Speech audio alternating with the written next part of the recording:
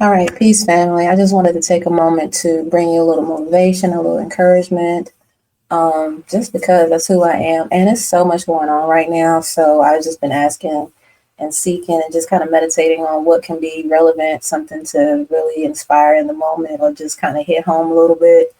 And the topic of, or the thought of resilience is really where I've been kind of sitting at, even just this week alone.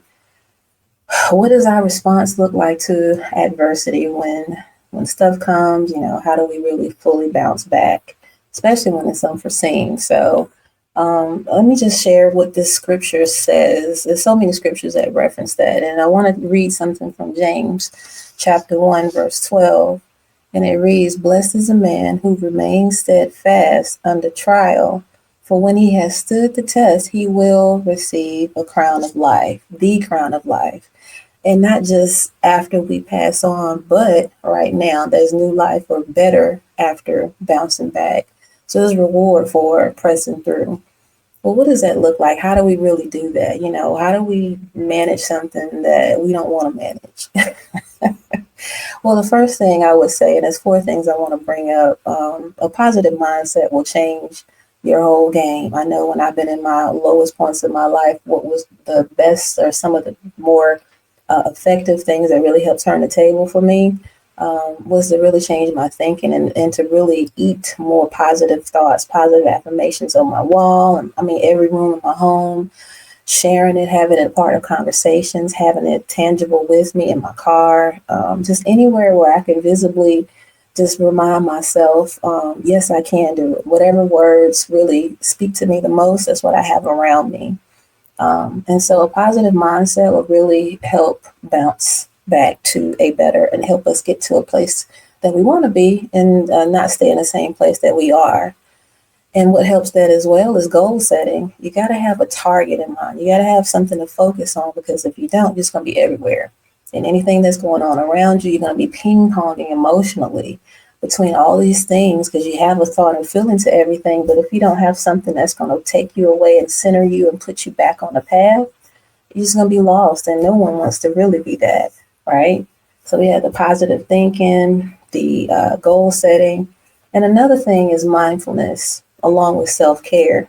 You got to be mindful of yourself, acknowledge what feelings you feel, take a moment and breathe, and see what it is that you probably need, pull away, be around spaces or people that just really help center you, going outside, going for a walk, whatever it is. I can list a whole ton of things. It's whatever sits best with you, whatever rocks your boat, so to speak. Go get on a boat and fly somewhere. Get on a boat and sail away if you need to, just for a day. But self-care is key, because if you're not good to yourself, you can't be good to nobody else. That's just kind of common sense, so to speak. And then that is doing all those things are what we call positive coping strategies. Instead of hiding in a bottle or hiding under a body or hiding behind negative just reactions to stuff, having something positive that's going to stimulate and keep you good here and keep you moving forward. So doing things that are going to help and not harm, not just yourself, but others. All of that helps you be resilient. And I think it's key for us to settle into that, especially as believers, to model that, because Yeshua did it best, but model that for others to see. Yes, we are a living epistle. We are lights unto the world. So in this darkness, let's be a light. How do we do that? Do the things that's going to help us propel us. So we don't want to allow ourselves to be defeated. It's one thing for something to happen that's totally out of our control. But if you have something in your control, then do best by it. Do well for yourself. Do well by you. And so be encouraged to be resilient. It's a little weird to say it in that way, but that is really what it is. Hold on to the fact that if you press through, you'll be rewarded. It's seeds of sweat and tears sometimes that bring forth sometimes the best fruit. You don't want that, or even the sweetest fruit. Necessarily don't want that, but we don't want to go through it. But we want the results of it. Somebody else deserves the results of what we've gained in life, the pressures that we've faced and been able to press through.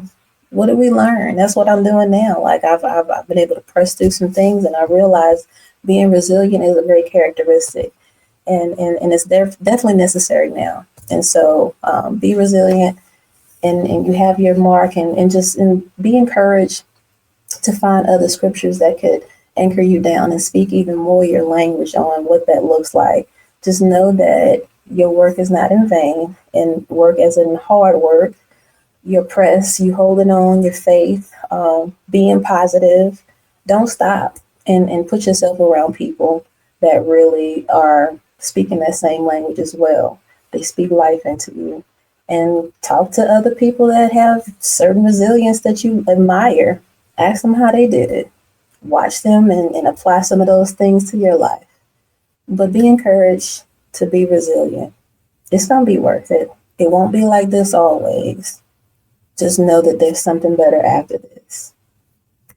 Love you to life. Yes, until next time. Thanks for tuning in.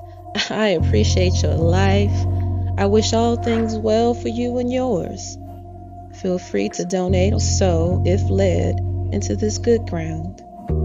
Let's continue to make an impact together, one day, one moment, one conversation at a time. Bless.